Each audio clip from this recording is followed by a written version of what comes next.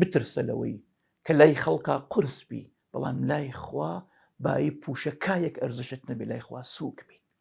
وەختێ خوا تۆ نەبینی هەموو عاڵەم بتبینی چیت پێەکە؟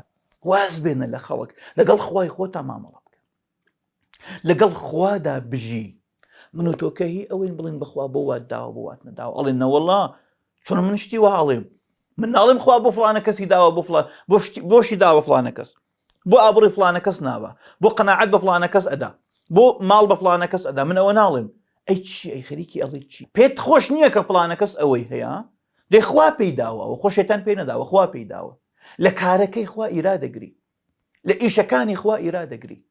بۆیە ئیمامی غەزالی ئەفەرمێ ئەگەر ئینسانی حەسوود هیچ دەردێکی پێ نەدەن ئیلا حەسەدەکەی نەبێ، هەر ئەوە کافیە. حەسەد خۆی دەردە، دەرد عەزاب. بۆچی؟ نعمەتی خوا نابڕیێتەوە. خوای تەعالا لەبەر حەسادەتی ئەم خەڵکە واز لە نعمەتدانی خۆی خوا منعمە. ماڵەدا بە هەموو کەس، جەماڵەدا بە هەموو کەس، دین ئەدا بە هەموو کەس، عیلمەدا بە هەموو کەس. یعنی ئەم شتانە بڵاوە ئەکا لە عاڵەمە. و ئینسانی حەسوودیش بەردەوام ئەسووتێ ئەسووتێ ئەسووتێ، هەر حەسەدەکەی ئەیسووتێنێ.